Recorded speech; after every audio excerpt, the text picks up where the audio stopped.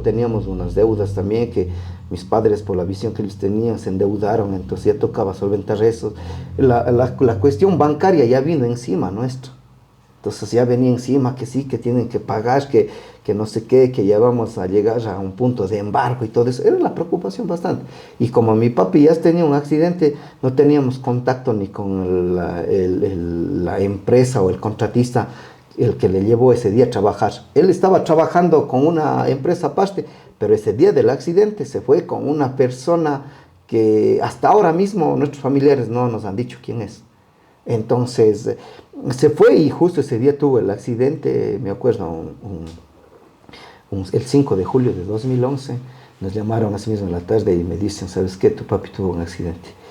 Y cuando me dijeron eso, te viene a la cuestión, digamos así, ¿no? Te viene a la mente de que es algo grave o sinceramente ya falleció. Entonces él estaba prácticamente casi 12 años y medio en coma.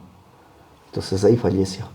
Entonces todo ello, cuando ya en la parte económica fuimos golpeados, como digo, yo dejé la universidad, trabajaba ahí con ellos, después trabajé en la iglesia, trabajé en la construcción y todas esas cosas. Nos ha tocado rondar, digamos, ¿no? En mi vida, como yo sé decir, si Dios tiene planeado algo para nosotros, y si tú mandas al cosmos y pides algo, Dios mismo te da. Hola, hola, muy buenas noches para todos los que nos miran a esta hora. El día de hoy tenemos un invitado muy especial en nuestro nuevo episodio de Saruma Podcast. Nos encontramos con el radiólogo Gabriel Chimbo, también que en este momento es presidente de la UCOIT aquí en el Tambo. Gabriel.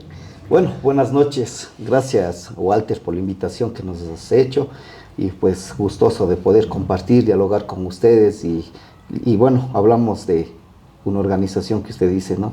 Pues estamos liderando y conjuntamente vamos a hablar algunas cosas. Sí, Gabriel, muchas gracias por estar aquí y estamos muy agradecidos también por aceptar nuestra invitación.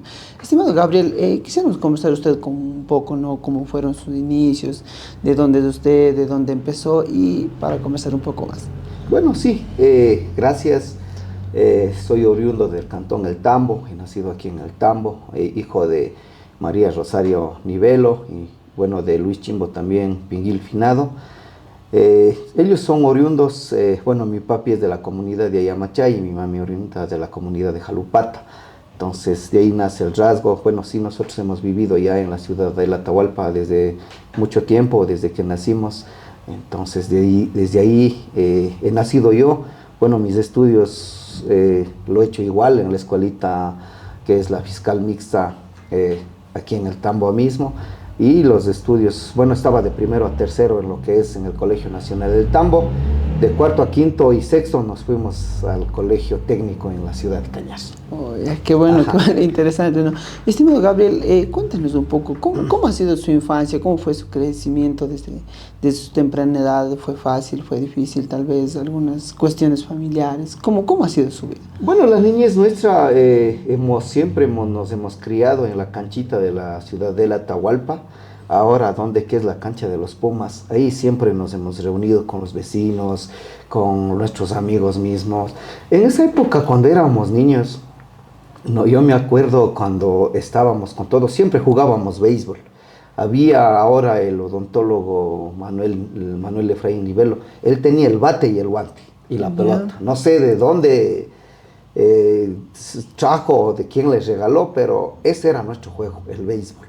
Siempre en la cancha era el béisbol porque en ese entonces era la canchita todo de tierra, no había nada. Ahora sí ya, bueno, tenemos una cancha creo que de primera, pero he visto que algunos niños siguen llegando, siguen jugando, pero ya están vacías. En esa época nosotros, bueno, ahora que es también, en ese entonces era la UNE cantonal, ahora creo que es la Casa de la Judicatura. Entonces en todo ello había con los vecinos, los niños mismos, ahí siempre salíamos en las tardes y las tardes jugábamos con ellos. Y en ese entonces yo vivía a 2 cuadras del parque, entonces yo tenía que subir y en las tardes, como viven mis abuelitos ahí al lado, a veces me rodaba con ellos y bajaba. Pero era muy bonito de compartir con ellos, igual la vivencia de la niñez, o siempre había una vecindad o una vecina que tenía las llantas de camión, ella tenía así pilonado ahí, siempre eran los niños, vamos a robar una llanta, vamos a robar una llanta. y robar esa llanta era como decirle, muy forzoso, porque la vecina venía y decía, ah, ya están los niños, y soltaba a los perros, o soltábamos, y, y justamente ahí se soltaba la llanta y se iba a chocar con la casa de los vecinos, y los vecinos ya nos regañaban. O también siempre, como era el juego de nosotros, de los niños, justamente ahí la bajada de la señora Soylangamarca, y teníamos nuestros carritos de Rulimán, y la señora denunciaba todos los días y se quejaba, decía que estos majaderos vienen a hacer bulla, y siempre era la bajadita ahí. Entonces siempre jugábamos ahí con todos ellos, compartíamos bastantes cosas, igual en las épocas que era de Navidad. Creo que todo el mundo tenía un escaso económico grande. Ya entonces, desde ese entonces, me acuerdo que yo cuando tenía unos 9, 10 años, yo ya escuchaba que la gente se va a Estados Unidos. Entonces ya igual mi papi, como él trabajaba siempre si no era en las camaroneras, él trabajaba en la mina, o si no en lo que es la producción de banano y la exportación. Entonces él pasaba mayor tiempo allá. Entonces venía cada 15 o cada mes, siempre estaba con nosotros. Y entonces lo que más ha desempeñado con nosotros, la responsabilidad de estar pendiente con nosotros hasta ahora, ha sido siempre mi mami. Entonces ella siempre ha estado ahí con nosotros, inculcándonos, y todo ello, siempre ha estado pendiente de nosotros. Así siempre, como sé decir yo, desde ese entonces, en la niñez que hemos estado nosotros, igual otros vecinos también siempre vivían con nosotros, y ellos ya, había unos vecinos que dijeron no, había un vecino que decía, no, mi papi ya se fue a Estados Unidos. Entonces desde ahí ya comenzaba los Estados Unidos, igual mi papi se fue a Estados Unidos. La gran mayor parte de la vida de él estaba allá, y bueno, ya algún tiempo también que tuvo un accidente en donde que ya falleció hace 2 años, 8 meses. Entonces no le he visto, digamos, una trayectoria siquiera, por lo menos de unos 20 años o 22 años. Oiga, estimado Gabriel, pero usted, más o menos en todo lo que ha vivido, ¿cuál cree que fue el detonante, o cuál fue por lo que su papá se fue del país? Porque sabemos, conocemos lo que la mayoría de gente, más todo en esta provincia de Azuaya y Cañar también, tenemos bastante índice de migración. Entonces, pero usted, ¿cuál cree que fue el detonante que dijo su papá? Bueno, también quiero irme allá. Bueno, en eso, como siempre digo, ¿no? Igual mi mami, y de hecho mi mami fue la primera bordadora, digamos, de las polleras a nivel cantonal, porque yo en sí me acuerdo, ella tenía el primer taller de bordado, de dos cuadras del parque, en la calle Oeste de González. O sea, yo veía a ella, y igual desde niños a nosotros nos ha dicho, ustedes tienen que ayudarme a poner los mullos y a poner las lentejuelas. Entonces nos daban las polleras, y ellos, o sea, ahora me admiro, y como digo, ¿no? Viene la tecnología, el bordado a máquina, por ejemplo, ya dejan ahí el bordado, la máquina hace todo eso. Pero en ese entonces, o sea, la habilidad de los dedos y de los pies de mi mami, siempre bordaban ellos. Y entonces, en las épocas festivas, como ahora mismo, ya tenía sus obras y decía, no, estos días ustedes tienen que trabajar para mí, y siempre nos malanochábamos hasta las 11 o 12 de la noche haciendo un esfuerzo y ayudando. Pero en ese entonces ya tenía algunos recursos mi madre y así, pero mi papi siempre pasaba en la costa. Entonces ya en él se metió que los amigos de ellos ya se fueron allá. Entonces decía, no, yo también tengo que irme, necesitamos arreglar las condiciones de ustedes. Y de hecho también le digo así, mi papi es el que me pone de apodo, porque claro, la gran mayoría, mi nombre es Juan Gabriel, pero no me conocen por ese nombre. Exactamente. Comúnmente a mí me conocen por Nino. En el barrio, si dijeran alguien conoce a Juan Gabriel, no lo conocemos. Si llega y alguien dice, la vecindad conoce al Nino, ah, no, sí, él vive ahí, él es hijo de la Charita Nivela, entonces ya va así. En ese entonces mi papi tenía un amigo, o el jefe de él, se llamaba Nino, era un ingeniero. Entonces él a mí decía, yo quiero que tú llegues a ser ingeniero. Y en mí se metió lo que es la ingeniería, y en mi vida desde niño era, no, yo quiero ser ingeniero eléctrico. Y eso era mi vida ya. Yo voy a ser ingeniero eléctrico y punto. Entonces ya con él, y decía, no, por las condiciones que ustedes van, por ejemplo, igual para el colegio, igual para la universidad, vamos a tener necesidades económicas, mejor yo me voy a Estados Unidos. Me acuerdo él cuando yo estaba en 5.º grado, dijo, me voy a Estados Unidos, y dije, bueno, o sea, si es su decisión y por el apoyo, pues ya como se dice, tocará partir. Pero como siempre digo, mi mami siempre nos ha amparado a nosotros, siempre nos ha cuidado. Entonces es por ello que a veces ya la partida de él, por ejemplo, a veces como se dice, con época de niños, siempre está, si se va allá, los regalos, si se va allá, el dinero, si se va allá, los zapatos, si se va allá, la ropa. Entonces todo eso ya como en la época de niños se va basando en nosotros, pero ya no pensábamos el esfuerzo o el trabajo que en realidad es allá. Como ahora ya nos damos en cuenta de, como todo dice, el verdadero allá, el trabajo es duro. Entonces así, fue todo ello que más o menos fue en nuestra vida, fue marcando en nuestra vida y todas esas cosas. Ya al año o a los 2 años, cuando él ya estaba allá, ya fue la soledad, que ya no llegaba a la casa, porque él llegaba cada 15 o cada mes y siempre compartía con nosotros. Un día o siempre teníamos que venir a la iglesia, nos vamos a la iglesia y después de eso ya compartíamos mayor tiempo con él. Igual venía él los viernes y los domingos ya a eso de las 4 o 5 de la tarde el día se iba, pero ya compartía poco tiempo con nosotros. Entonces ya después de cuando ya se fue a los Estados Unidos ya no era lo mismo. Es que ya era, ¿y ahora por qué no viene? O así. En ese entonces recién eran las llamadas telefónicas. Y como se dice, teníamos línea telefónica nosotros, pero ya conversábamos así. Ahora es la facilidad. Ahora es ya la videollamada, donde quiera que estén, ya pum, ya estamos aquí o estamos acá. Las redes sociales igual ha ayudado bastante. En ese entonces no era así. Así ha sido la trayectoria. Entonces, ya cuando empezamos, igual empecé a estudiar el colegio y todo ello. Entonces, siempre ha sido en uno, ¿no? Decir, porque el resto decía, no, mi mami va a venir a retirar la libreta. Pero yo, como siempre digo, mi mami siempre estaba ahí. O a veces yo, una vez creo que me acuerdo en el colegio, ya no le llevé, porque no presenté. Había una profesora en primer curso que teníamos que presentar un cuaderno todos los días. Y era que nos dictaba materia y el cuadro. Entonces, la materia teníamos que ir a pasar en casa, pero ella le dictaba toda la hora. A veces se pasaba hasta 10 o 5 minutos de la hora que era, pero teníamos que el siguiente día hacer. Yo creo que me atrasé 2 cuadros y atrasarse la materia de una clase era bastante. Yo ya no entraba a clases, llegaba pronto a la casa y mi mamá me decía, ¿cómo así vienes pronto? La profe no vino así. Entonces una vez dice, no, tú estás mal, tengo que ir a ver qué está pasando en el colegio. Ya justo, sospechó ya. Claro, ya sospechó. Y de hecho, las profesoras eran mis vecinas. La vecina que me daba lenguaje y comunicación vivía en la siguiente casa y la que me daba estudios sociales vivía en el parque. Entonces una vez se han topado con mi mami y que ha dicho, ¿sabe qué? Al Juanito ya no le voy a dejar entrar a clases porque él no tiene 5 cuadros. Y en eso entonces estuvimos ahí, pues no, la experiencia a veces de la juventud, cuando digo del cambio de la escuela al colegio, igual justamente en ese entonces cuando te vas al colegio ya te topas con toda la gente de las comunidades. Entonces ya compartíamos, en el Nacional había 2 paralelos y en ese entonces me acuerdo que estábamos jugando, de hecho nosotros, el Colegio Nacional siempre se ha caracterizado porque tenía la carrera, digamos, del Colegio de Agricultura. Y ahí pasaba los tractores, ahí pasaban las llamas, ahí pasaban todo, ¿no?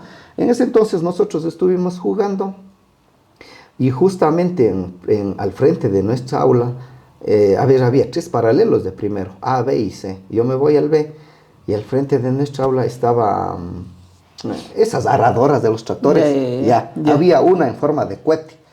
Estuvimos jugando ahí, jugando con algunos compañeros y todo eso. Y, o sea, no sé cuál fue mi locura, porque hasta ahora no entiendo, ¿no? Me subí así y caigo mal. Y fracturado mi mano izquierda a la primera semana de clases. Entonces, de ello ya, ¿y ahora cómo hago la materia? Y esa era la excusa. Entonces, por eso, la mano, decía, por eso, decía, pero si tú escribes con la derecha, o sea, pero decía, me duele, no puedo hacer así. Entonces era una excusa. Y en eso, decían mis compañeros, decían, ya verás traer tu cuaderno y nosotros te vamos a ayudar con tu letra. Los buenos amigos, como siempre. Los buenos amigos. Entonces, el otro decía, verás, dice ya, tú me compartes las cosas que traes para el recreo y yo te ayudo. Entonces ellos me ayudaron a igualar. Pero y aún así, la profe digo, no, tienes que igualarte. Y no sé cómo, pero se tienen cuenta, y había hecho así unos círculos donde eran diferentes letras, y eran como 7 panas, pues, ¿y qué hicimos eso? Dice, no, pero aquí está uno, aquí está otro, aquí está el otro, así. Dice, tiene que romperse las hojas. Y así, una semana o 15 días creo que no salí de mi casa para ir a jugar arriba, hasta igualar. Y la profe dijo, si no presentas eso, pierdes el año conmigo, así directo. Y después me dijo así, en son de confianza, se llevaba conmigo también, y decía, yo te dije eso porque, para que seas responsable. Porque claro que tus amiguitos te van a ayudar, pero en la vida profesional no te van a ayudar. Y siempre ha sido así, ¿no? Claro. La orientadora vocacional también decía, ustedes tienen que hacer, porque en la vida profesional no les va a ayudar nadie. Igual venían las anécdotas de las profesoras que decían que hay un graduado y todo eso, que no puede prender la computadora. Y nosotros decíamos, pero ¿cómo? O sea, ¿cómo no va a poder prender la computadora si ya sabemos que hay un botón grande? Pero en realidad a veces cuando ya no está constante ahí y los programas se olvidan. Claro. Entonces ha sido por las experiencias que ellos tenían. Entonces ha sido una trayectoria, una historia de una vida, así como les digo, ¿no? Donde que ya la migración afectó mayormente a la población cantonal y la provincial, porque ahora vemos que en la actualidad, por ejemplo, hablando así de los impuestos cantonales y todas las remesas que vienen a nivel cantonal y provincial, son altísimas. Y la gente a nivel nacional dice que Cañar, bueno, la provincia de Cañar, hablemos netamente, no es una población, digamos, que tenga necesidades o que haya pobres. Pero ya el resto que ha dicho que no, ya en las zonas de Chimborazo u otras provincias más, sí hay gente. ¿Por qué? Porque en realidad la gente cantonal, la provincia de Cañar, que ha tomado arriesgaciones para llegar a Estados Unidos. No es que ya yo me voy y me siento en un avión y ya llego. Igual pasar el desierto o muchas veces ahora mismo se escucha secuestros o muertes en el desierto. Entonces todo eso también, y eso no ha sido, digamos así, algo para quejarse del resto de la población y decir, no, no me voy allá. Ahora es más, ya viajan familias enteras, entonces todo ello es que han hecho patria allá en otro país. Entonces es por ello que ahora creo que la niñez también de ahora, en las épocas no había teléfonos, no había celulares. La época de ir a jugar en la lluvia, de llegar con las botas puro lodo a la casa y llegar así y que digan, no, tú mismo tienes que lavar tu ropa y todo. Las mejores épocas. Claro, creo que, estimado, eso mismo nos ha enseñado, ¿no? Bueno, para los que somos ya en estas épocas, todo, creo que eso mismo nos ha hecho fuertes, como suele decir mucha gente, por todas esas cosas que hemos dicho, el tema que ya no existía el teléfono, el tema de la televisión, igual, y si existía la televisión era blanco y negro, y eso también tenían muy pocos, no todo el mundo tenía. Sí. Entonces, pero yo creo que, en mi perspectiva, y no sé cuál será la suya, que la gente que ha nacido en ese tiempo, en esa época, o sea, está un poco más preparada. No podemos decir que también la gente de este tiempo no va a estar preparada, pero como que son un poco más fuertes. No sé cómo la ve usted ahí.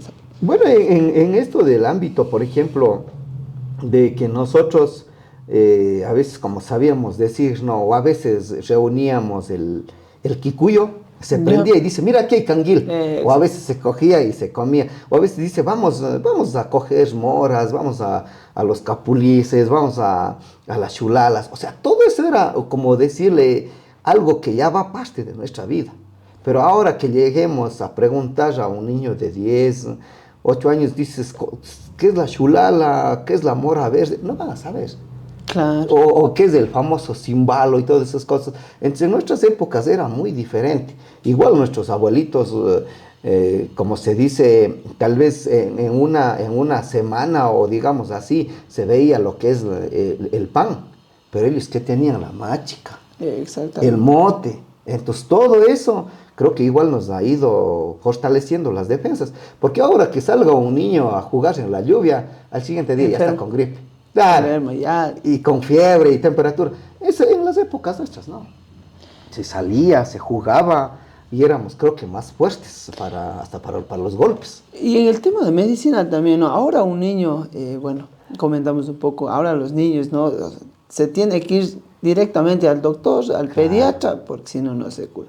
Pero, bueno, empezando también, ¿no? De un poco de nuestro tiempo, también me acuerdo que mi mamá con un limoncito. Claro. En la cabeza, en el estómago y en los pies. Y no había nada más que eso, ¿no? Para curarse, para mejorar. Y eso mismo, como le comentaba, creo que eso mismo nos ha hecho un poco más fuertes y también para poder seguir continuando en esta vida también. Claro, porque, por ejemplo, en la época, a mí me ha tocado vivir dos culturas diferentes, hablando de mis abuelitos. Mis abuelitos, por parte de mi papi, ellos viven un poco más en Ayamachay. Ahora también mis abuelitos, bueno, viven en Ayamachay, casi por ahí mismo. Pero, por ejemplo, mis abuelitos, por parte de mi papi, ellos, si tenía un dolor del diente, decía, ay, me duele el diente, una vez me pasó eso. Ellos decía, anda, ven trayendo de ciprés, la Ya, puntita de ciprés, y con un granito de achote. ya, Entonces eso envolvían con algo y decían qué parte te está doliendo. Decía aquí y me hacían masticar. Entonces masticaba eso y era como arte de magia, pasaba el dolor. Claro, igual si decía tengo un dolor de cabeza, decían que vayan a traer el marco, las hojas amarillas y el rambrán. Entonces ellos ponían así amarrado con un pañuelo, en verdad por arte de magia o será por fe, pero pasaba. Pero ahora, por ejemplo, igual en las gripes, así nos daban agua de chuquiragua, nos daban igual para la gastritis mismo, ocupaban lo que es la hoja se me va el nombre, de carne humana. ya. Ya, entonces eso decía, nos hacían tomar en la mañana una copita así, solo la carne humana hervida. Y eso era bueno para la gastritis. Pero ahora, por ejemplo, en esta época que quiera tomar eso, si nosotros no nos vamos a lo que es una Lansopral de 30 o de 60, no nos pasa el dolor del estómago. Esas cuestiones también yo creo que no, el cuerpo de las personas que somos de nuevas generaciones también cambia, ¿no? Que ya en ese tiempo por la buena alimentación que se había que ya no se comía el tema de muchos, como dicen los niños, las golosinas y todo eso, Claro, se comía más el tema de machica, ocas, mellocos. Creo que el cuerpo también sí se curaba más rápido con el tema de así de plantas medicinales, nada más que la gente de esa época conocía, pero ahora ya claro. difícilmente, pero he visto yo bueno, un poco que mucha gente ha empezado también a tomar esas plantas medicinales de antes y empezar a comercializar y hacer, no sé, cremas, aceites, empezar a hacer jarabes a través Claro. de esas plantas medicinales. Y yo creo que también una buena parte es que también salgan adelante con eso, ¿no? Pero vemos que también la medicina central sigue siendo un fuente de curación también en este momento. Claro, porque es por eso que, por ejemplo, nuestros taitas, nuestros yachas, digamos así, en las épocas anteriores, ellos ya sabían. Por ejemplo, había en una capacitación que tuve, por ejemplo, para las mujeres cuando se enferman de la menstruación y les da los cólicos, ellos decían que hay la morradilla blanca. Entonces, que hagan hervir la morradilla blanca y asimismo se tomen y con los cólicos pasa. Y bueno, había otros participantes que estaban ahí y decían, sí, exacto, esa es como una buena pastilla, que como ahora toman así la Femen, decían ellos, pero ellos les ayuda a los cólicos. Entonces ya había diferentes plantas, entonces hay confianza en ello que no es... bueno, ahora también justo hablando de este tema, de lo que estamos hablando, ¿no? De la salud, a nosotros nos dijeron que tenemos que vacunarnos 3 o 4 dosis. Entonces, recientemente en un estudio que estaba comprobado, nos decían que para purificar, por ejemplo, ya de nuestro cuerpo de las vacunas, tenemos que tomar lo que es asimismo el perejil o el apio con naranja. Entonces, para que desintoxique todo el organismo, o de lo contrario, también hacer hervir lo que es la puntita del pino blanco, ¿Ya? entonces hacer como un matecito y tomar. Entonces eso decían que va limpiando. Bueno, en sí no he hecho todavía eso, pero ya algunos compañeros que nos han dicho, sí, sí, es bueno. Entonces eso también yo creo que se debe ir socializando, ¿no? Porque en realidad a nuestra medicina o siempre nuestros taitas, es por ello que, por ejemplo, nuestras casitas anteriores, todo tenía una huerta. El por qué era la huerta, por ejemplo, en nuestras huertitas mismo, de nuestros abuelitos, ¿qué había? La Santa María, había lo que es el toronjil, el Manzanilla. cedrón, la menta, la manzanilla, y comúnmente era, no, me duele el estómago, ya, una agüita de manzanilla, va, te preparaba. Tomaban y ya estabas al pelo. Entonces, por ello que, por ejemplo, en la cosmovisión andina, todos nos muestran que las casitas de nuestros taitas siempre tenían que tener una huertita. Pero y ahora nosotros no tenemos, a pesar de que tenemos espacio, mejor, ¿qué hacemos? No, el garaje tiene que ir más grande que cualquier cosa y no tenemos una buena huertita. Para el otro caso. Sí, para el otro caso, pero no pensamos, por ejemplo, en siquiera consumir nosotros mismos que traigamos de sembrar, yo que sé, una col, una lechuga. No hemos tenido unas huertitas en nuestra casa. Eso es lo que también nos está haciendo falta, porque la diferencia que dice, no, yo me voy al mercado y si la col la encuentro en 25, en 50 centavos, y mejor vengo trayendo. Pero no sabemos el verdadero origen, desde dónde vienen nuestras verduras también, pues. Exactamente. Claro. Por eso creo que, bueno, conversando un poco de esto, ¿no? De que todos deberían de tener, no me acuerdo que hace un tiempo había que decían un huerto familiar que todos deberían de tener y en los colegios incentivaban Claro. eso, ¿no? Sí. Y bueno, no podemos criticar tampoco a todas las verduras, pero sí hemos sabido que es más apetecible las verduras de aquí del Cañar, cuando dicen son los productos de estancia. He visto yo en los mercados, ¿no? Que hemos caminado un poco por los mercados, que dices, las papas, la alberja, cualquier, es de aquí de estancia.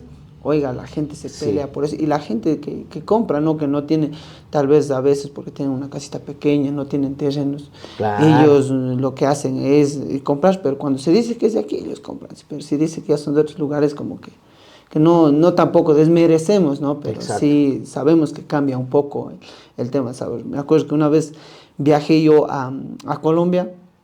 Me fui a Colombia para probar algo nuevo, conocer algunos lugares, y me acuerdo que me dan una sopa así con papas.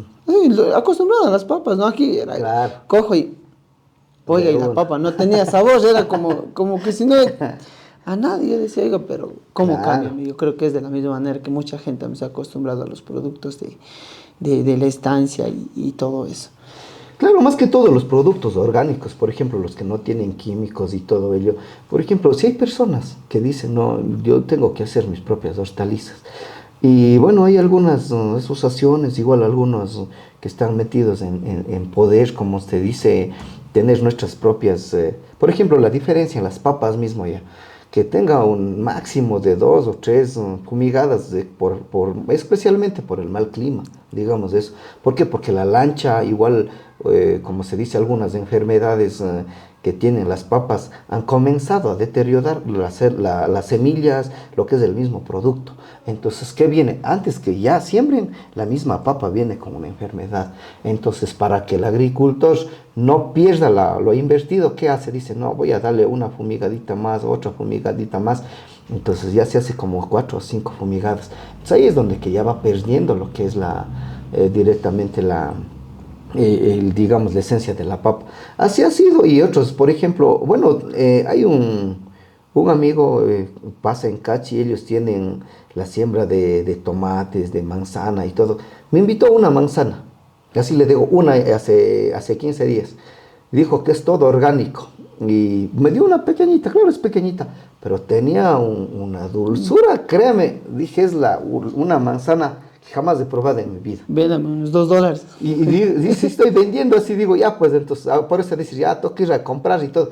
Pero una dulzura, así le digo, la esencia de la fruta misma, así, que da un verdadero valor, digamos, ¿no? A lo que es el orgánico. Entonces, es por ello que muchas veces, con mucho respeto, igual las productoras en el norte, bueno, hemos compartido y también hemos sembrado en el norte. Por ejemplo, ellos dicen, no, nosotros no podemos perder, tenemos que fumigar, y la fumigada siempre va ahí con todo lo que son los químicos. O a veces le meten algo más fuerte, dice, para que aguante siquiera una semana más que no venga la lancha. Entonces, todo ello. Pero, por ejemplo, más antes nuestros taitas, creo que preparaban bien, igual en la preparación del terreno también está el secreto, en la selección también de la semilla, y también lo que es la aportación de los minerales, porque más antes siempre la fumigada era, no, nuestros teites en esta ceniza no tienen que poner nada, no tienen que quemar plástico ni mezclar nada, simplemente quemamos lo que son las hojas y la leña, y con eso preparaban el veneno, entonces, o para fumigar. Ellos que hacían, le preparaban en un botecito, le hacían todo bien, y ahí sí a fumigar, se botaba, y así era. O si no, simplemente dicen, no, creo que esta noche va a caer helada, necesitamos una llanta. Claro que contaminamos el medio ambiente también, pero la cementera se quedaba.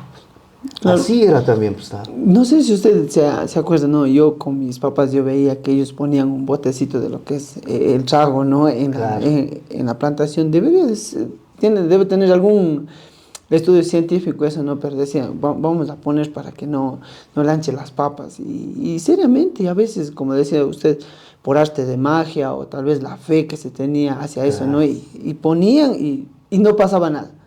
Y no pasaba nada. Lo que pasa es que nuestra Pachamama tiene bastantes secretos y hay que ser gratos también, como se dice, porque igual la vida humana de la Pachamama, igual siempre hablamos de los 4 elementos que tenemos en la vida, ¿no? Hay que cuidarla. Por ejemplo, yo tengo 2 conceptos ya. Los que enterraban cuando sembraban, enterraban las botellitas de trago en cada esquina y otro en la mitad. Entonces ellos ya sabían, pero por ejemplo, me ha pasado 2 cosas en esto cuando me invitaban a la siembra, igual a la cosecha. El que sembraba claro, el que enterraba en la época, digamos así, en las botellas de vidrio, porque todos entierran en eso. Y después, cuando ya era la cosecha, decía, ahora sí, vengan, vamos a festejar que tenemos buena cosecha. Sacaban de ahí, pero ya estaba fermentado. Entonces tomaban ellos. Entonces ahí va 2 cosas. Lo hacen para después de la cosecha, para tomar ellos. O en verdad es para, como se dice, guardar del helado.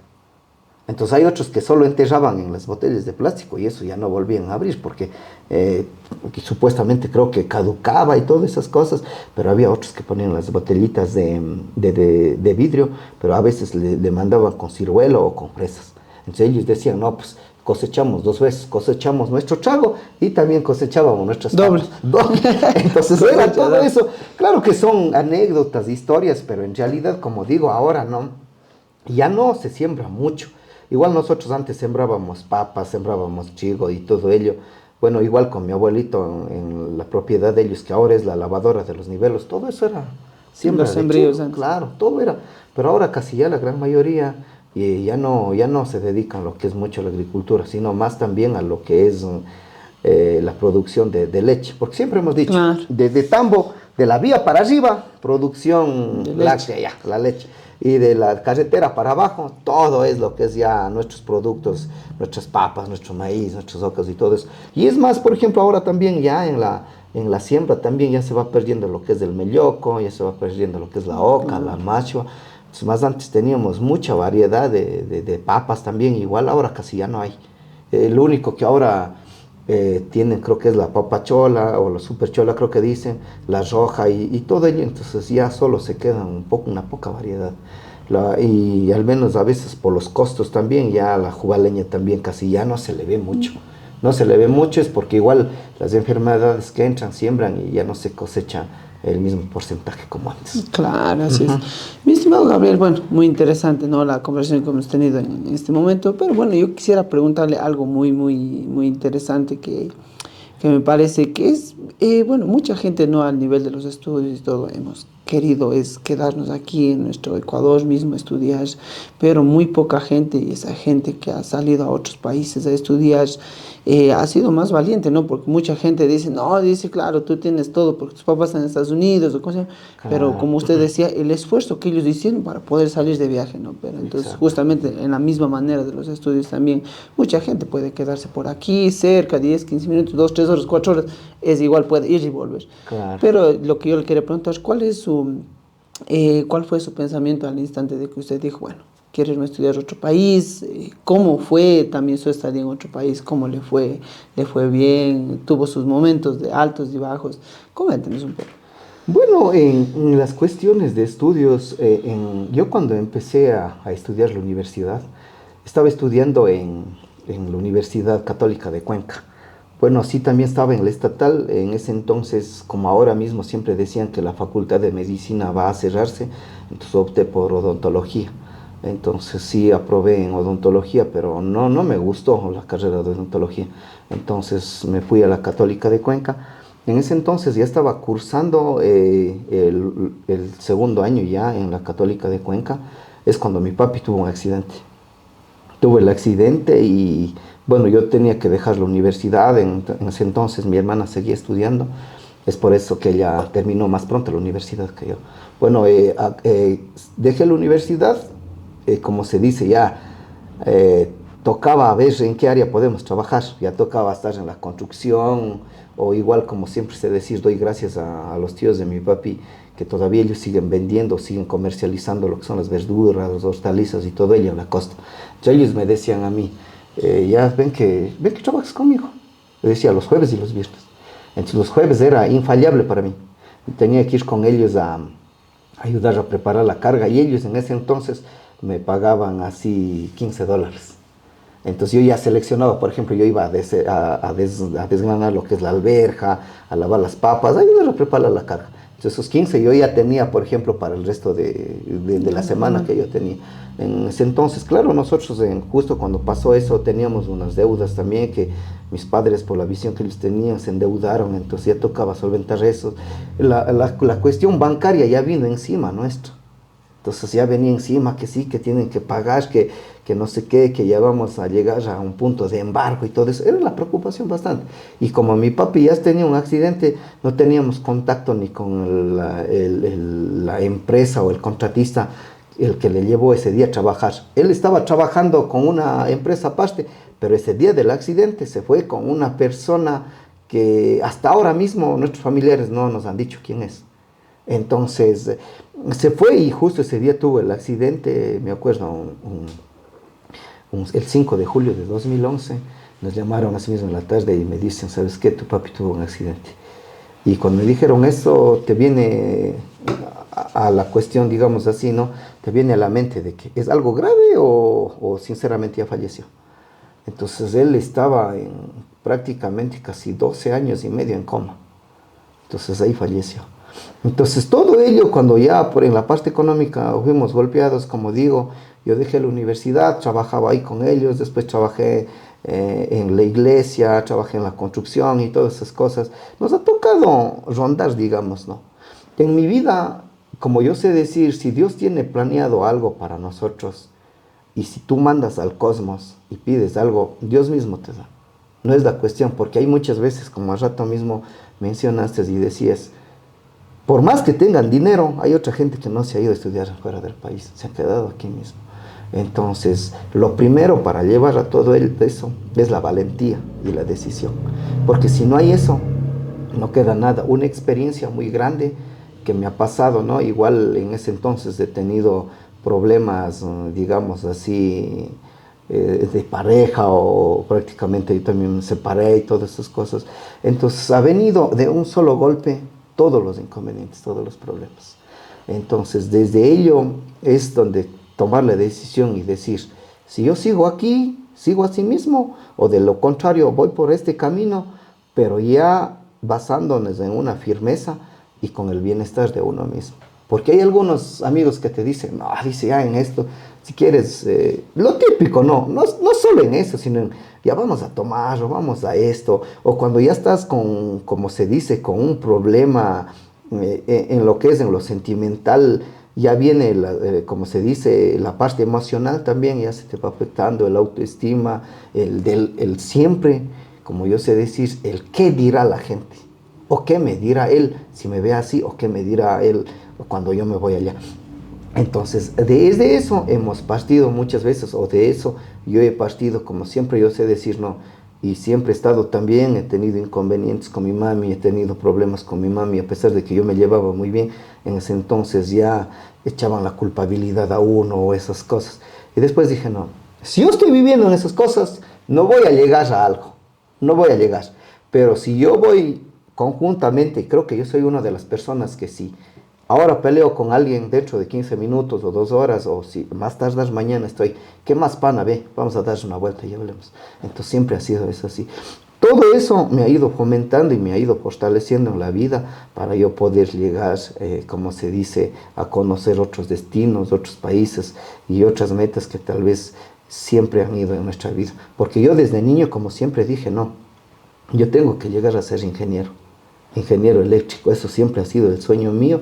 De hecho, también en cuarto curso me fui al colegio de Honorato Vázquez, estaba por 3 meses, pero por la experiencia o por, digamos, la trayectoria que tenía que ir, tenía que tomar 2 buses. se me hacía lejos, es por eso que regresé al Andrés de Córdoba, Cabezo, y después dije no. Entonces ya en esa trayectoria de la vida ya se va cambiando también, dice no, yo quiero llegar a hacer esto, o quiero llegar a hacer esto.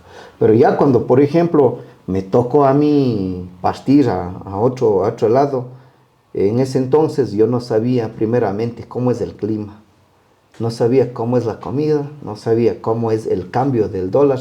Bueno, la dolarización muchas veces han dicho que nos ha afectado, pero somos el único país en Centroamérica y en América del Sur, un país dolarizado, y tenemos bastante peso, digamos, a la diferencia de otros países. Claro, entonces en ello yo ya veía cómo es el cambio y me tocó viajar.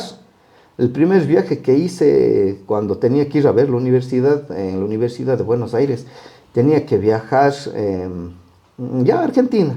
Bueno, cuando fui a comprar pasó algo en ese entonces. Justamente me voy a Cuenca y había un instituto iberoamericano.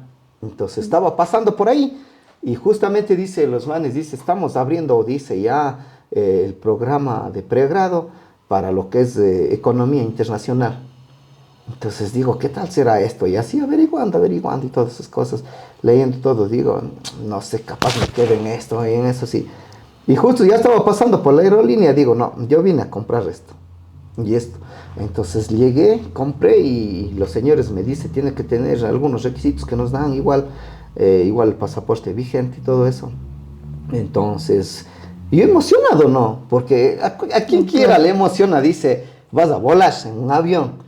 Y la experiencia es en un avión, pues, o sea, lo que muchas veces, a veces, como usted decís nomás yo, viajar en un bus de 2 pisos cuando me tocaba viajar en Bolivia o en Perú, en Brasil, era hermoso, pues. Pero ya cuando la primera vez en un avión dice, wow, ¿cómo será? Emocionado de ello, pero como siempre se dice, pisando firme. Porque llegar allá, cuando ya, bueno, tocó ese día, llegué allá, yo no tenía ningún conocido ni alguien quien me espere en el aeropuerto, como siempre ha sido. Solo. Solo. Llegué, pero siempre había una voz, no sé cómo digo, una experiencia así, había una voz que siempre me decía, no, ahora sale del aeropuerto, no, ahora ándate allá, haz esto, compra estas cosas. Había una voz que me guiaba. Y yo a veces no me sé decir, pero ¿y esa voz ahora dónde está? Entonces salí, llegué al aeropuerto y entre mí estaba de tomar lo que es el taxi. Y al taxista le digo, quiero llegar a Buenos Aires. Y me dice, la trayectoria era lejos, era como del aeropuerto en el Tambo y tocaba viajar como a Sogues en bus. Casi 1 hora estamos hablando. Sí, 1 hora y media más o menos. Entonces llegué en la noche y ahí los buses había solo hasta la noche, hasta las 8. Y desde entonces yo le pregunté cuánto me va a cobrar y en eso decían ellos que te vamos a cobrar como 600 pesos, algo así, pero ya más o menos era como unos 33 a 35 dólares en el cambio, así hablemos de dólares. Yo llegué en la época cuando el país estaba caro, carísimo. Allá en Argentina. Ajá, el departamento o el mono ambiente que yo tenía, el costo era de 370 dólares. Mensuales. Mensuales.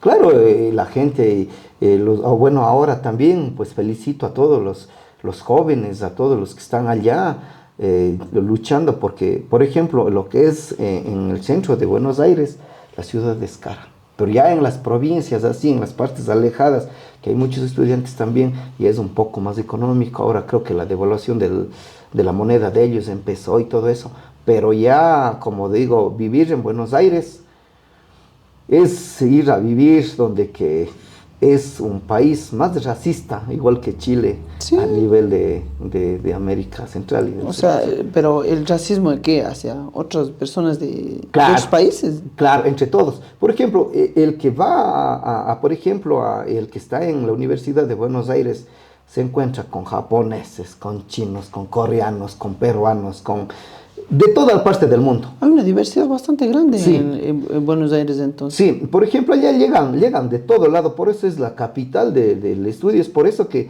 mucha gente opta por irse a Buenos Aires. ¿Por qué? Porque toda la gente está allá.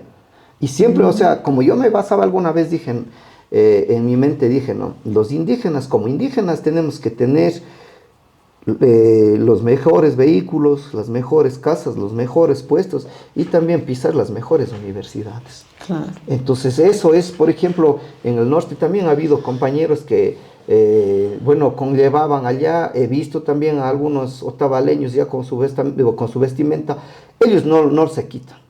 Si te vas a cualquier parte del mundo, ya ves el anaco, ves una camisa blanca y el poncho azul de los otavaleños y ves que ellos son los otavaleños. Ellos no han perdido. Mientras que, por ejemplo, yo en ese entonces, yo solo me fui, como se dice, de civil y llegué allá, pero ya comenzaban a llegar de todos lados. Ha sido una experiencia muy fuerte y muy dura para mí. Yo llegué así, ellos te daban, por ejemplo, ellos ya manejaban por ejemplo, que para las matrículas tiene que ser con el último dígito de tu cédula y te daban los días, los lunes, martes, miércoles, por ejemplo, cada 11, cada 1, cada 11, cada 21. ¿Ya? Entonces así en esos días nomás tenías que poder presentar digamos, tu papeleo. Y en el resto, ya había bastante fila y por ejemplo, para el ciclo básico común que nosotros hacíamos, es como un año de propedéutico, es un año corrido, con donde que ustedes tenían que hacer el ciclo básico común. Desde ahí entonces daban los exámenes y el porcentaje de lo que salga para ir a las diferentes facultades. Y creo que en ese entonces tuvimos como 90,000 estudiantes. 90,000. Sí. Híjole, estamos hablando. Y una buena cantidad. O sea, eso digo, es algo que, por ejemplo, llegas y te dan un horario, listo, vas, imprimes tu horario, y por ejemplo, de 7 de la mañana a 9 de la mañana recibes aquí, desde las 11 hasta la 1 recibes arriba, o sea, había las facultades diferentes, todos. Entonces ya venía todo con horario.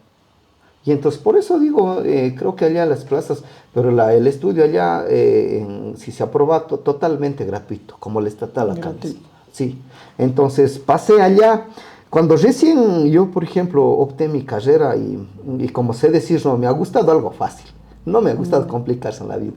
Digo, cuando estaba en imagenología, imagenología. Ya, bueno, veamos qué es imagenología. En el internet, es esta imagenología. Yo cuando me fui a la universidad, yo solo sabía, o sea, para mí, que solo era hacer rayos X, y nada más ya. Se ven los huesos fracturados. Ya, ven los huesos y digo, no, pues fácil, así ya, me voy. La primera clase, me acuerdo, había un doctor Guerrero, él, por ejemplo, nos hablaba, las clases nos daba, bueno, solo con tomografía. Solo con tomografía y las placas de tomografía. Si hablábamos, por ejemplo, de los huesos del cráneo, hablaba del frontal, todo él ya tenía las proyecciones en AP, en PA, en lateral, la rotación, pero solo con tomografía. O sea, con ejemplos directamente. Ya, todo tenía así, y a veces decía, en la primera clase, me acuerdo, a mí me preguntó, decía, ¿esta es una tomografía o esta es una resonancia magnética? Peor todavía, o sea, si uno tenía el conocimiento básico de que era solo rayos X, y ya decía eso, ya nada, así como que ya decía, no, tengo que seguir averiguando. Entonces, en la trayectoria de todo ello, estaba viviendo allá una buena temporada, después dije, no, mejor el convenio interinstitucional, digo, no, mejor voy a buscar otra universidad.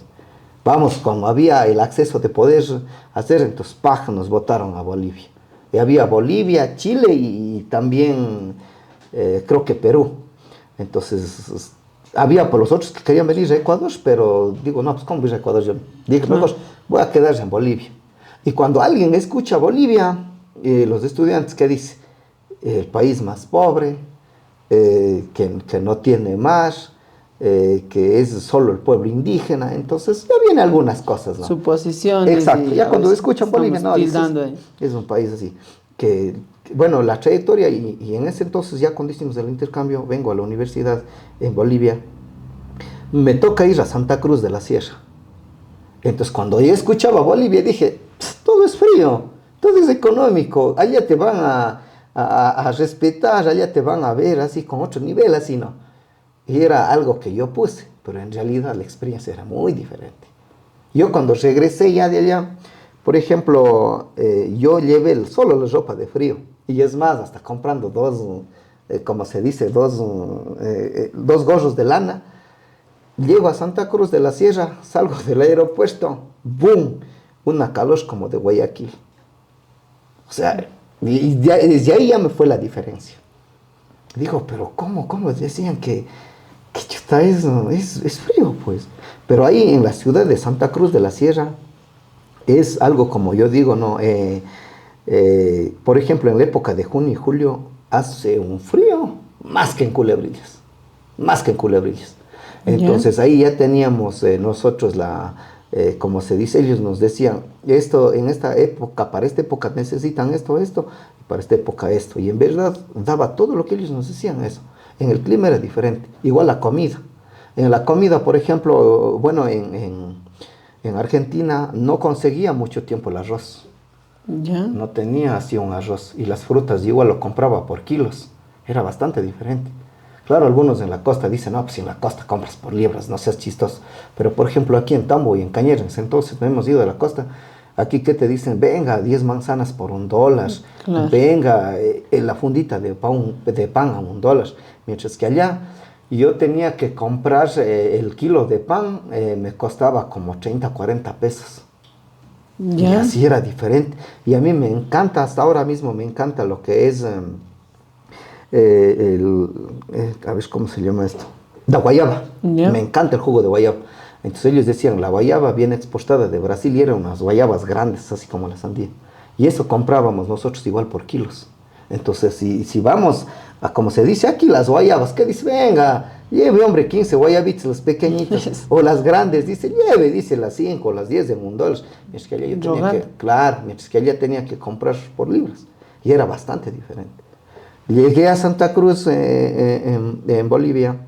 La diferencia, por ejemplo, ahí el internet era económico.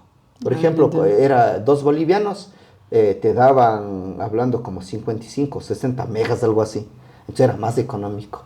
Mientras que allá en Argentina el internet en ese entonces era todo limitado. En ese entonces recién comenzó a aparecer el Facebook. Entonces por eso yo, o sea, decía, los viajes, a veces sí soy presumido, ¿no? No había cómo presumir en ese entonces dónde estaba y todas esas cosas. Presumir por dónde estaba caminando. Claro, por ejemplo, la diferencia para vivir en Argentina es de 2 horas.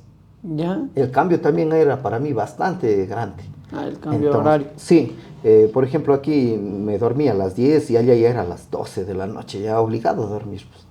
Entonces, igual el cambio igual en el horario en Bolivia es como 1 hora. Sí, por ejemplo, pero allá en Santa Cruz, las 5:30 ya anochece, ya comienza a caer todo. Que aquí, por ejemplo, puedo salir a mi terraza a las 6:40, 6:55. Un lindo sol. Hago un lindo atardecer, un buen video, pero allá yo ya no veía. Allá ya no. Me encantan los atardeceres, pero cuando vivía en Santa Cruz yo ya no veía eso. La comida igual, bueno, sí es más económico, más conveniente. No me hago el especial, no he sabido ser del que no voy a comer acá en el restaurante, La Sazón del Camba, era uno de los restaurantes más grandes. Decía, no, yo me voy acá al mercado, había puestos de comida. Entonces, la diferencia en el tema también, por ejemplo, nosotros acá decimos restaurantes y todas esas cosas, ellos allá le llaman pensión. Pensión. Entonces, de todo decía, vamos a almorzar en la pensión. Y yo, o sea, me quedaba, ¿qué es pensión? Pues no. Entonces, después ya decían restaurante y todas esas cosas. Y los platos, los nombres de los platos, me costó aprender. Aquí ya tenemos el seco de pollo o el pollo al jugo. Allá, o sea, uno acostumbrado, deme un seco de pollo. Y decía, ¿qué? O sea, ¿el pollo está seco? ¿Qué es esas cosas? Entonces, era diferente. Por ejemplo, allá, la comida boliviana, a mí me encantaba lo que es el majadito, era el charque mezclado con arroz. Y encima venía un huevo frito así. Entonces, ese es el majadito. Igual la chorrellana, había el asado en olla. O sea, algunos nombres, ¿no? Bueno, aquí que acostumbrado al arrocito con sopita y algunas otras cosas. Claro. Entonces era bastante diferente. Por ejemplo, allá en Bolivia las frutas ya no se me hacía complicado, pero el pan sí igual tenía que comprar en el market. Market mismo. Sí, igual la guayaba no salía mucho a los mercados, igual en Bolivia, en Santa Cruz está lo que es el mercado del abasto, lo que es el mutualista mismo, la ramada y todo ellos. Entonces, por ejemplo, allá la diferencia, la mujer es valiente. Allá en Bolivia. Sí, la mujer es valiente. Aquí en Ecuador sí son las mujeres valientes también, pero allá tienen un más rango. Por ejemplo, las mujeres de allá manejan los buses, los micros que dicen. Sí. Claro, igual en lo que es, en los camiones, en los trailers, ellos les llaman cisternas a esas grandes que llevan combustible. Tranquilamente ellos pueden Una manejar. mujer. Una Tranquila. mujer. Sí, pero ellos sí no pierden su vestimenta.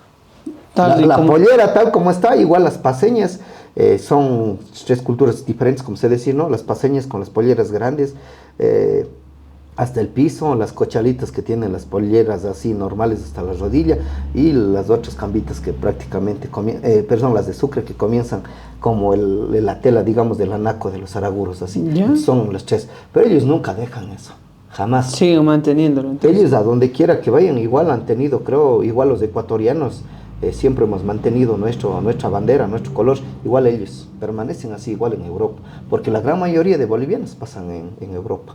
Ellos se han hecho patria allá. Entonces, eso ha sido para mí, por ejemplo, una experiencia, digamos, de lo que yo ya Para fui toda con el la Levante. vida, esa experiencia para toda la vida te quedaría, ¿no? Porque Claro.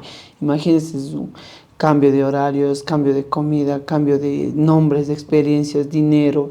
Imagínense, y no es que fueron unos meses nada más, fueron Claro. algunos años también. Pero muy interesante de que... Por ejemplo, en la comida, verá, yo convivía con unos vecinos brasileros y ellos a todo le meten el ajo. A todo. A todo. La mayonesa con ajo, la salsa de tomate con ajo, la preparación de ellos con ajo. Yo cuando estaba ahí, compartí con ellos casi un mes. Por ejemplo, me daban así, digamos, el seco de pollo, ¿no? La sazón con ajo. Ya veis, era solo ves que estás comiendo el seco de pollo, pero la sazón era la misma. El ajo. Ya, igual te preparaban, yo que sé, una lenteja, un guiso de lenteja, pero ya venía con ajo. Igual te preparaban la carne y así, ya era con ajo. Entonces, todos ellos vivían con ajo. Y bueno, con los brasileros, convivir con ellos es bastante diferente. Por ejemplo, ellos no tienen un respeto a nada. Nada. A nada, nada. Y son bien machistas. Igual las mujeres. Igual. Igual ellos, en cualquier bronca, ellos no respetan a nadie. Nos ha tocado igual en la interuniversidad, en lo que es los juegos, nos ha tocado jugar contra los brasileños, pues, porque en Bolivia la gran mayoría de gente en las universidades, de personas, digamos, perdón, son solo gente brasileña. Solo gente brasileña. Estamos hablando de que la mayoría de brasileños viajan a Bolivia, sí, para el estudio. Ajá, porque ellos supuestamente en la universidad donde cursamos, igual todas las universidades de allá tienen que estar acreditadas al Mercosur. Ya. Entonces el sello del Mercosur, porque supuestamente yo cuando conversé con un brasilero y también he tenido amigos brasileros, ellos decían que la universidad para ellos es carísimo allá en la Facultad de Medicina. Ya. Entonces por ello que vienen, estudian acá y llevan con el certificado, le convalida y tranquilamente pueden trabajar en Brasil. Ya está buen trabajo. Sí, entonces por eso digo, ha sido una experiencia de conocer gente de todo lado. Igual he tenido amigos peruanos, amigos chilenos, hemos hecho algún grupito. Ya, por ejemplo, ya después cuando viví en Argentina, yo tenía que cocinar 1 o 2 veces. Entonces ya se me hacía un poco complicado y todo eso, ¿no? Pero ya después cuando llegué a vivir en Bolivia, por ejemplo, ya tuve, a decir, amigos. Ya, amigos. Entonces, sí, ahí sí hicimos un grupo. Ahí sí hicimos como una colonia. Ahí sí es, ya, ¿cuánto hacemos del aposte? Listo, este es del aposte. ¿Qué nomás tenemos que comprar para la semana? Entonces ella decía, yo pongo una parte del porcentaje, pero yo les cocino. Ya. Entonces ya era más fácil, pues. Ah, ya. Claro, entonces decía, yo por ejemplo vivía en un departamento, vivía a unos 400 o 500 metros lejos de ellos, pero ellos decían, no, pues hagamos el almuerzo y hagamos la merienda juntos. O a veces el desayuno, yo ya como tenía ahí mi propia nevera o algo, ya me preparaba algo, un jugo con un pan, un sándwich, tomaba y me iba al hospital. Sí, en el hospital directamente ya, como se dice, cocinaban ellos también, nos brindaban algo, lo que ellos mandan a comprar también. Eso era. Y eso fue algo muy grande. Y después, como digo, igual en la trayectoria de la universidad, después ya fui teniendo materias más pesadas, igual imagenología 1, imagenología 2, ecografía y todas esas cosas. Entonces yo ya fui aprendiendo. Todo lo que yo dije, no, solo quiero eso, no fue lo que yo quise. Entonces después ya en la universidad misma nosotros teníamos que hacer lo que es fluoroscopía, hacer lo que son estudios contrastados, tomografía, resonancia magnética, ecografía, Y todo eso entonces ya nos fue practicando. Bueno, así acabé la universidad y me tocó ya el año, digamos, de rural, directamente ya en Santa Cruz. Entonces el horario de ellos era, el trabajo es de 7 horas. ¿De 7 horas? Sí, de 7 de la mañana a 1 de la tarde. En el hospital, a mí siempre me ha gustado el turno tarde. Yo tomaba desde 1 de la tarde a 8 de la noche. No me gustaba madrugar. Entonces, yo armaba mi propia estrategia, es decir, si me levanto a las 9 o 10 de la mañana, tomo un vasito de jugo y después almuerzo, ya no hago el desayuno. Claro. O sea, eso era mi estrategia, digamos, ¿no? Esa era la estrategia para sí, poder ahorrar y también, por la sociedad también, digamos, claro, así, ¿no? Entonces, ya fue todo ello. Pero ya en el almuerzo yo siempre, bueno, una vez me puse a cocinar, después dije, no, mejor voy a hacer, digamos, yo mismo o voy a comprar. Entonces, a veces compraba, la señora de la pensión decía, este combo te voy a dar a ti, te voy a poner más arroz o más así. Entonces en la alimentación yo ya no tenía inconvenientes.